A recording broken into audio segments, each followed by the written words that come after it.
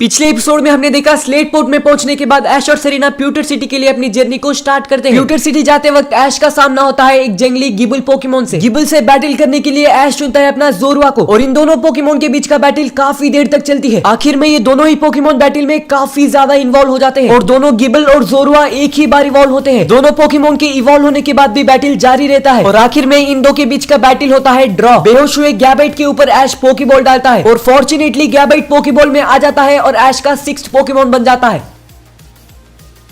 गैबाइट को पकड़ने के बाद ऐश और सेरेना प्यूटर सिटी के लिए अपनी जर्नी को कंटिन्यू करते हैं और कुछ ही देर बाद ऐश और सेरेना को एक शहर दिखता है। वो शहर कोई और नहीं बल्कि प्यूटर सिटी है। तो फाइनली ऐश और सेरेना पहुंच चुके हैं प्यूटर सिटी। शहर में पहुंचने के बाद ऐश और सेरेना पहले जाते हैं पोकेमोन सेंटर में, जहां पर वो अपने पोकेमोन को हील कर लेते हैं। अपने पोकेमोन को हील करने के बाद ऐश देखता है कि उस पोकेमोन सेंटर में एक पीसी है। ऐश उस पीसी से प्रोफेसर ओक से बात करने की सोचता है और कॉल करता है प्रोफेसर ओक को। ऐश को देखकर प्रोफेसर ओक काफी खुश होते हैं और बोलते हैं, कैसे हो ऐश, तुम्हें देखकर काफी दिन हो चुके हैं। जब से तुमने अपनी जर्नी को शुरू किया है तब से तुम यहाँ पर कॉल ही नहीं कर रहे हो। गैरी ने मुझे बताया था कि तुम्हारे पास अभी काफी जिम बैच है। ऐश बोलता है, मेरे पास अभी 5 जिम बैच है और अभी मैं प्यूटर सिटी आया हूँ अपनी 6th जिम बैच पाने के लिए। प्रोफेसर ओक बोलते हैं, ये तो काफी अच्छी बात है और मैंने सुना था कि तुम्हारे साथ एक कंपेनियन है। ऐश बोलता है, हाँ, उसका नाम है सेरेना। प्रोफेसर ओक बोलते हैं, ऐश, तुम्हारी जर्नी अच्छी जा रही है, ये सुनकर मुझे काफी अच्छा लगा। और क्या तुम्हें बॉन्ड इवोल्यूशन के बारे में कुछ पता चला? ऐश बोलता है, नहीं, अभी मुझे उसके बारे में कुछ भी नहीं पता चला है। लेकिन प्रोफेसर ओक, ऐसी कुछ चीजें जो मैं तुम्हें बताना चाहता हूँ। 2 ही दिन पहले मेरे साथ एक काफी बड़ा इंसिडेंट हुआ था। जब मैं और सेरेना ड्यूफोर्ड सिटी से स्लेट पोर्ट सिटी जा रहे थे एसएस टाइडल नाम के एक शिप से, तब मुझे आसमान में एक बहुत बड़ा पोकेमोन दिखा था। वो पोकेमोन आते ही समंदर के लहरें तेज हो गए थे और अचानक से आसमान भी काला पड़ गया था। वो पोकेमोन शिप पर हमला करने लगा और शिप को और उसके पैसेंजर्स को डुबाने की कोशिश कर रहा था। लकीली शिप और सारे ही पैसेंजर्स सेफ थे और वो मैं ही था जो समंदर में गिर के दूसरे आइलैंड पर पहुंच गया था। लेकिन बात यह है कि जो पोकेमोन हम पर हमला कर रहा था वो कोई और नहीं बल्कि समंदर का रक्षक और लेजेंडरी पोकेमोन लूगिया है। एक अच्छा लेजेंडरी पोकेमोन जो हमेशा कूल रहता है, वो हम पर इतने जोर से हमला क्यों कर रहा था, ये बात मुझे अभी तक समझ नहीं आ रहा है। प्रोफेसर ओक बोलते हैं, ये तो सच में काफी सीरियस बात है और ये सिर्फ तुम्हारे साथ नहीं हुआ है। हाल ही में और भी काफी सारे प्लेसेस में लेजेंडरी पोकेमोन हमला करते हुए पाए गए हैं और किसी को समझ नहीं आ रहा है कि ऐसा क्यों हो रहा है। लेकिन शायद मुझे पता है कि लेजेंडरी पोकेमोन ऐसा क्यों कर रहे हैं। ऐश प्रोफेसर ओक से पूछता है कि इसकी वजह क्या हो सकती है। ओक बोलते हैं, ऐश, इस इंसिडेंट के बारे में भी गैरी ने तुम्हें बताया ही होगा। हम रिसर्चर्स के हिसाब से लेजेंडरी पोकेमोन के बीच एक बहुत बड़ा वार होने वाला है। शायद वो वार अब बहुत जल्दी शुरू होगा, इसीलिए लेजेंडरी पोकेमोन ऐसे बिहेव कर रहे हैं। लेजेंडरी पोकेमोन के बैटल के बारे में हमें लाइसेंड्रे नाम के एक प्रोफेसर ने बताया था। वो मानते हैं कि ये वार बहुत जल्दी आने वाला है और ये वार की वजह से दुनिया खत्म भी हो सकती है। ऐश बोलता है, दुनिया का अंत? मुझे दुनिया के एंड के बारे में एक काफी इंटरेस्टिंग चीज पता चली है। लूगिया के अटैक्स की वजह से समंदर में गिरने के बाद मैंने अपने आप को एक आइलैंड में देखा और उस आइलैंड में मैंने देखा एक स्टोन को जिस पर कुछ राइटिंग्स थे और एक पोकेमोन को कार्व किया गया था। मुझे ये नहीं पता है कि उसमें कौन सा पोकेमोन था, लेकिन उस कार्विंग के नीचे की मैटर को मैंने पढ़ा है। वहाँ लिखा था, जब दुनिया खत्म होने वाली होगी तब इस दुनिया में वापस लाइफ लाने के लिए कोई आने वाला है और शायद वो कोई पोकेमोन ही होने वाला है। ये सुनकर प्रोफेसर ओक बोलते हैं, ये तो सच में काफी इंटरेस्टिंग चीज है। शायद उस स्टोन में लेजेंडरी पोकेमोन के वार के ही बारे में लिखा है, यानी इस चीज को कुछ लोगों ने काफी पहले प्रेडिक्ट कर लिया था। ऐश बोलता है, लेकिन अभी हमें पता नहीं कि उसमें कितना सच है। प्रोफेसर ओक बोलते हैं, ये भी सही है, ये सब एक कहानी भी हो सकती है। फिलहाल हमें सिर्फ इतना पता है कि जल्दी कुछ बड़ा होने वाला है, लेकिन फिर भी ये चीज मुझे बोलने के लिए शुक्रिया ऐश। अब तुम अपना ख्याल रखना। ऐश बोलता है, तुम भी अपना ख्याल रखना और कॉल को डिस्कनेक्ट कर देता है। प्रोफेसर ओक से बात करने के बाद ऐश और सेरेना जाते हैं पोकेमोन जिम की तरफ। प्यूटर सिटी जिम की तरफ जाते वक्त ऐश और सेरेना देखते हैं कि एक जियोडूड उनके ही तरफ आ रहा है और वो भी काफी तेजी से। एक्सीडेंटली वो जियोडूड और ऐश टकरा लेते हैं। जियोडूड से टकराने के बाद ऐश को और पीकाचू को काफी चोट लगती है और उसी जियोडूड के पीछे से भागते हुए एक लड़का आता है। वो अपने जियोडूड को वापस पोकेबॉल में ले लेता है और देखता है कि जियोडूड की वजह से ऐश को और पीकाचू को काफी चोट लगी है। वो लड़का ऐश से और पीकाचू से बोलता है, तुम ठीक तो हो ना? मेरे जियोडूड ने जो किया उसके लिए मैं माफी चाहता हूँ। ऐश बोलता है, कोई बात नहीं, हम ठीक ही है। तभी वो लड़का बोलता है, तुम और तुम्हारे पीकाचू उतने अच्छे नहीं लग रहे हैं, तुम प्लीज मेरे घर चलो, वहाँ पर तुम थोड़ा आराम कर सकते हो। ऐश बोलता है, अभी मुझे पोकेमोन जिम जाना है और प्यूटर सिटी के जिम लीडर से बैटल करना है। सॉरी, पर मैं अभी आराम नहीं कर सकता। ये सुनने के बाद वो लड़का बोलता है, प्यूटर सिटी का जिम अभी बंद है और मुझे अच्छे से पता है कि वो जिम कब खुलेगा, इसीलिए तुम चिंता मत करो और मेरे घर चलो। ऐश बोलता है, जिम कब खुलने वाला है ये तुम्हें कैसे पता? तभी वो लड़का बोलता है, मैं उस जिम के अंदर काफी बार जा चुका हूँ और मुझे इस जिम के बारे में काफी अच्छे से पता है। पहले तुम मेरे घर चलो, वहाँ पर तुम अच्छे से आराम कर सकते हो। ये सुनने के बाद ऐश और सेरेना उस लड़के के घर जाते हैं। जैसे ये दोनों वो लड़के के घर जाते हैं तो वो देखते हैं कि उस घर में काफी सारे बच्चे हैं। वो लड़का बोलता है मेरे घर में आने के लिए शुक्रिया, वैसे मेरा नाम है ब्रॉक और ये सब मेरे भाई बहन है। ऐश बोलता है मेरा नाम ऐश है और ये मेरी फ्रेंड सेरेना है। ब्रॉक बोलता है ऐश तुमसे मिलकर काफी अच्छा लगा, अभी तुम और पिकाचू ठीक तो हो ना? ऐश बोलता है हाँ हम बिल्कुल ठीक है। ब्रॉक बोलता है तो तुम दोनों पोकेमोन के ट्रेनर्स हो और यहाँ पर प्यूटर सिटी के जिम लीडर से बैटल करने आए हो? ऐश बोलता है हाँ। तभी ब्रॉक बोलता है तुम दोनों ने अभी तक काफी सारा एडवेंचर किया होगा, मुझे भी एक्चुअली एक पोकेमोन ब्रीडर बनना है और पोकेमोन के रिलेटेड सभी चीजों के बारे में जानना है, लेकिन मैं अभी वो सब नहीं कर सकता क्योंकि अभी मुझे इस शहर में एक काफी बड़ा रिस्पॉन्सिबिलिटी है। ऐश पूछता है क्या है वो रिस्पॉन्सिबिलिटी, क्या वो उतना ज्यादा इंपॉर्टेंट है? लेकिन ब्रॉक ऐश को जवाब नहीं देता और बोलता है तुम शायद भूखे हो, मैं अभी तुम्हारे लिए स्नैक्स लेकर आता हूँ। ये बोलकर ब्रॉक ऐश और सेरेना को स्नैक्स लेकर आता है और पिकाचू को लेकर आता है पोकेमोन फूड। सभी लोगों को ब्रॉक का फूड बहुत अच्छा लगता है। ऐश बोलता है ब्रॉक ये फूड तो काफी ज्यादा अच्छा है। ब्रॉक बोलता है ये सब मैंने ही बनाया है, तुम्हें अच्छा लगा ये सुनकर मुझे काफी खुशी हुई। ऐश बोलता है अगर तुम इतने ज्यादा अच्छे कुक हो तो तुम हमारे साथ जर्नी क्यों नहीं करते, तुम्हें काफी मजा आएगा। तभी ब्रॉक बोलता है मैं करना तो चाहता हूँ पर कर नहीं सकता, वैसे अब तक पोकेमोन जिम को ओपन हो जाना चाहिए, तो ऐश क्या मैं तुम्हें पोकेमोन जिम ले चलूं? ऐश बोलता है हाँ बिल्कुल मैं तैयार हूँ। और ऐसे ही ऐश सेरेना और ब्रॉक चलते हैं प्यूटर सिटी के जिम की तरफ। रास्ते में ऐश ब्रॉक से बोलता है ब्रॉक क्या तुम अकेले ही अपने सारे भाइयों और बहनों की देखभाल करते हो? तभी ब्रॉक बोलता है हाँ वैसे तो उन सबको मैं ही देखता हूँ, लेकिन अगर मैं घर में नहीं रहा तो मेरे बाद सबसे बड़ा भाई यानी फॉरेस्ट उन सबकी ख्याल रखता है, लेकिन मुझे हमेशा फॉरेस्ट की चिंता होती है इसीलिए मैं उनको छोड़कर नहीं जाना चाहता हूँ। तभी ऐश बोलता है तो यही है तुम्हारा रिस्पॉन्सिबिलिटी। ब्रॉक बोलता है नहीं और बातों बातों में ही आ जाती है प्यूटर सिटी की जिम। ब्रॉक ऐश को जिम के अंदर ले जाता है, बैटल ग्राउंड में ले जाकर ब्रॉक ऐश के सामने ठहरता है और बोलता है मैं प्यूटर सिटी का gym leader Brock Pokemon trainer Ash के जिम बैटल चैलेंज को एक्सेप्ट करता हूँ।